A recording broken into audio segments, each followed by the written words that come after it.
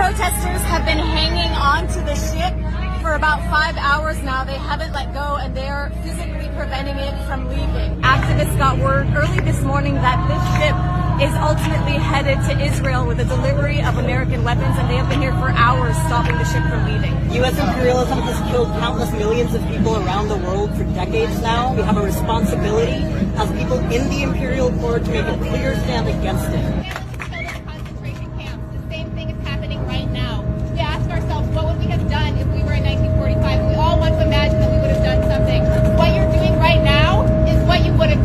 There are hundreds more activists who are on the other side of the fence. Police aren't letting them get through, and they say they're not going to leave. We've been here since 6 o'clock in the morning.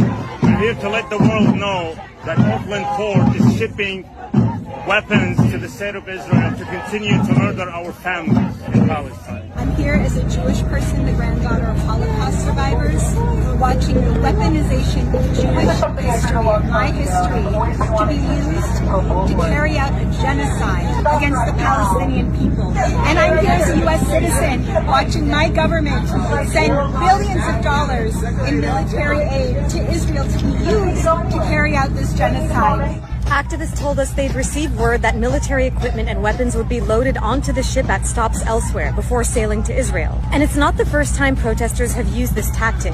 In both 2014 and 2021, protesters successfully blocked Israeli cargo ships at the Oakland port. This ship, the MV Cape Orlando, is part of the U.S. Ready Reserve Fleet and was used in the wars in Iraq and Afghanistan. So the ship ultimately left after 9 hours, but the protesters are chanting, "See you at the next stop, we'll be back." The 3 protesters hanging from the ship were also arrested. Every cause is helpful. War crimes got to stop, and the biggest war crimes are being committed by Israel and the United States right now.